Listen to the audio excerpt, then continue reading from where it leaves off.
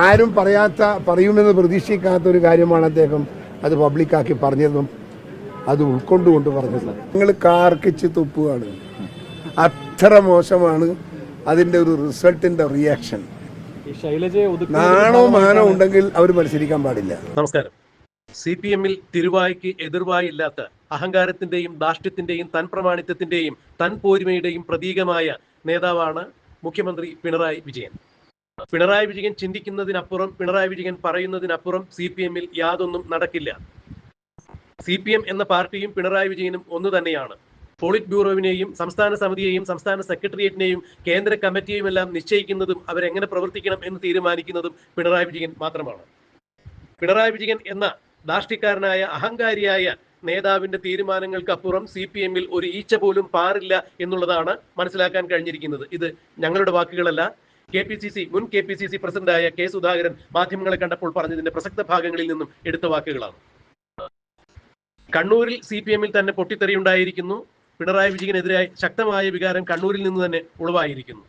പാർട്ടിക്കാരെ പരസ്പരം വെട്ടിവീഴ്ത്തി മുന്നോട്ട് പോകാനാണ് പിണറായി വിജയൻ എപ്പോഴും താല്പര്യം കാണിച്ചിട്ടുള്ളത്. തനിക്കെതിരെ വരുന്ന സ്വന്തം പാർട്ടിയിലെ നേതാക്കൾ പോലും, അതായത് തന്നേക്കാൾ കൂടുതൽ ജനശ്രദ്ധ കിട്ടും എന്ന് തോന്നിക്കുന്ന തന്റെ പാർട്ടിയിലെ തന്നെ നേതാക്കളെ വെട്ടിയൊതുക്കിക്കൊണ്ട് തന്നെയാണ് പിണറായി വിജയൻ പാർട്ടിയിൽ തന്റെ സിംഹാസനം ഉറപ്പിച്ചിരിക്കുന്നത് എന്നാണ് K. സുധാകരന്റെ വാക്കുകളിൽ നിന്നും മനസ്സിലാക്കാൻ കഴിഞ്ഞത്.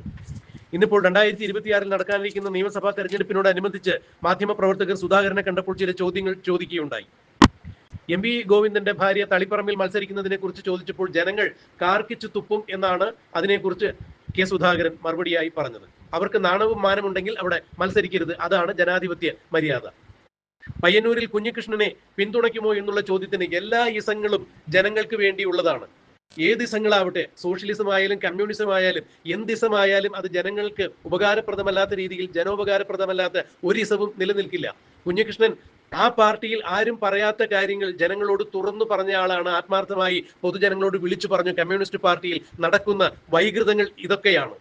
രക്തസാക്ഷി ഫണ്ട് പോലും പിരിച്ച് അതിൽ പോലും തട്ടിപ്പ് നടത്തുന്ന പാർട്ടിയായി ഈ പാർട്ടി അധപ്പതിച്ചിരിക്കുന്നു എന്ന് പൊതുജന മധ്യത്തിൽ വന്ന് വിളിച്ചു പറഞ്ഞത് തികഞ്ഞ കമ്മ്യൂണിസ്റ്റുകാരനായ, യഥാർത്ഥ കമ്മ്യൂണിസ്റ്റ് വിശ്വാസിയായ കുഞ്ഞികൃഷ്ണൻ തന്നെയാണ്.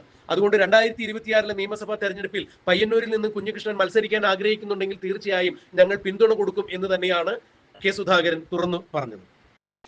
KK ശൈലജയെ മട്ടന്നൂരിൽ നിന്നും പേരാവൂരിലേക്ക് മാറ്റിയ പ്രവൃത്തിയെക്കുറിച്ച് പറഞ്ഞപ്പോൾ KPCC പ്രസിഡന്റ് സ്ഥാനമൊന്നും KK ശൈലജയ്ക്ക് കൊടുക്കേണ്ടി വരില്ലല്ലോ, KPCC പ്രസിഡന്റ് മത്സരിക്കുന്ന മണ്ഡലത്തിൽ മത്സരിക്കുന്നു എന്ന് മാത്രമേയല്ലേ ഉള്ളൂ എന്ന് ഹാസ്യദ്യോതകമായി K. സുധാകരൻ അതിനും മറുപടി പറഞ്ഞു. മാധ്യമങ്ങളെ കണ്ടപ്പോൾ 2026-ൽ നടക്കാനിരിക്കുന്ന തെരഞ്ഞെടുപ്പിൽ CPM എന്ന പാർട്ടിയും പിണറായി വിജയൻ എന്ന ധാർഷ്ട്യക്കാരനായ അഹങ്കാരിയായ നേതാവിന്റെയും അവസാനമായിരിക്കും 2026-ൽ നടക്കുന്ന ഈ തെരഞ്ഞെടുപ്പ്. ജനങ്ങൾ പിണറായി വിജയനെയും CPM-നെയും കേരളത്തിന്റെ മണ്ണിൽ ചവിട്ടി താഴ്ത്തും എന്ന് തന്നെയാണ് K. സുധാകരൻ മാധ്യമങ്ങളെ കണ്ടപ്പോൾ തുറന്നടിച്ചത്. K. സുധാകരൻ മാധ്യമങ്ങളെ കണ്ടപ്പോൾ 2026-ൽ നടക്കാനിരിക്കുന്ന തെരഞ്ഞെടുപ്പിനെ കുറിച്ച് നടത്തിയ അഭിമുഖത്തിന്റെ പ്രസക്ത ഭാഗങ്ങൾ നമുക്കൊന്ന് കാണാം. നിയമസഭാ തെരഞ്ഞെടുപ്പിന്റെ കാര്യങ്ങളിലേക്ക് വരുവാണ്. CPM-ൽ വൻ പൊട്ടിത്തെറിയാണ് ഉണ്ടായിരിക്കുന്നത്. PK ശശി പാലക്കാട് CPM-ന്റെ നേതൃത്വത്തിന്റെ ശക്തമായിട്ടുള്ള ആരോപണങ്ങളുമായിട്ട് രംഗത്ത് വന്നില്ല. എന്തായിരിക്കും ഇനിയിപ്പം തുടർച്ചയായിട്ടുള്ള കാര്യങ്ങൾ എങ്ങനെയായിരിക്കും? സ്വാഭാവികമായും ഇതിൻ്റെ അകത്ത് ഇടതുപക്ഷത്തിന് തിരിച്ചടിയാണ്. ഇടതുപക്ഷത്തിൻ്റെ അകത്ത് നിന്ന് പാർട്ടി അണികൾ വളരെയേറെ പൊട്ടിത്തെറിക്കുന്ന ഒരു രാഷ്ട്രീയ ചുറ്റുപാടിലാണ് അവരിപ്പോൾ ഉള്ളത്. എന്തുകൊണ്ടും ചോദിച്ചാൽ ഈ പ്രശ്നത്തിൻ്റെ ഒന്നും പരിഹാര നടപടിയല്ല, അതിനേക്കാൾ അപ്പുറത്ത് ജനങ്ങളെ മുമ്പിൽ പിടിച്ചു നിൽക്കാൻ സാധിക്കുന്ന അസ്തിത്വമാണ് ഒരു പ്രശ്നം. ആ അസ്തിത്വം കവർ ചെയ്യാൻ ഇടതുപക്ഷത്തിന് സാധിച്ചിട്ടില്ല. അതുകൊണ്ട് തന്നെ അതിന് സഹായിക്കുന്ന ആളുകളോർക്ക് പിന്തുണ പ്രഖ്യാപിച്ചുകൊണ്ട് അണികൾ മാറി നിൽക്കുന്നു എന്നുള്ളതാണ് ഇന്നത്തെ രാഷ്ട്രീയ സാഹചര്യം. PK ശശി മത്സരിക്കാൻ തയ്യാറായി കഴിഞ്ഞാൽ UDF പിന്തുണ ഉൾപ്പെടെയുള്ള കാര്യങ്ങൾ അങ്ങനെയായിരിക്കും ഒക്കെ പരിഗണിക്കാം. അതൊക്കെ പരിഗണിക്കേണ്ടി വരും. ഒരാൾ രാഷ്ട്രീയത്തിൽ നിന്ന് മാറി നിൽക്കുമ്പോൾ സ്വാഭാവികമായും അദ്ദേഹത്തിന്റെ രാഷ്ട്രീയ സേവനം നാടിന് കിട്ടേണ്ടത് അത്യാവശ്യമാണ്. അതുകൊണ്ട് ഞങ്ങളത് ഏറ്റെടുക്കും. കുഞ്ഞികൃഷ്ണൻ പയ്യന്നൂരിലെ കുഞ്ഞികൃഷ്ണൻ രണ്ട് കൈനീട്ടി അദ്ദേഹത്തെ നമ്മൾ സ്വീകരിക്കും. അദ്ദേഹത്തിന്റെ തീരുമാനത്തെ ഞങ്ങൾ എന്നും വിലമതിക്കുന്ന ഒന്നാണ്. എന്തു പറഞ്ഞാലും ഇത്രയും നട്ടലോടുകൂടി ഒരു കാപട്യം പുറത്തു കൊണ്ടുവരാൻ ശ്രമിച്ച ഒരു സാധാരണക്കാരനായ ഒരു പാർട്ടിക്കാരൻ ഇടതുപക്ഷത്തിന് ഇതുപോലെ ഒരു കിരാതമായ ഒരു നെഞ്ചത്ത് ചവിട്ടുന്നത് ഇതുപോലൊരു സംഭവം ആദ്യത്തേതാണ്. അദ്ദേഹം സത്യസന്ധമായാണ് കാര്യങ്ങളെല്ലാം പറഞ്ഞത്. ആരും പറയുമെന്ന് പ്രതീക്ഷിക്കാത്ത ഒരു കാര്യമാണ് അദ്ദേഹം അത് പബ്ലിക്കാക്കി പറഞ്ഞതും അത് ഉൾക്കൊണ്ടുകൊണ്ട് പറഞ്ഞത്.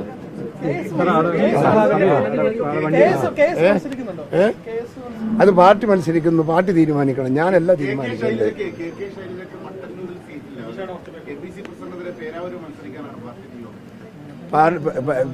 പിന്നെ KPCC പ്രസിഡന്റ് ആവാൻ പറഞ്ഞിട്ടില്ലല്ലോ.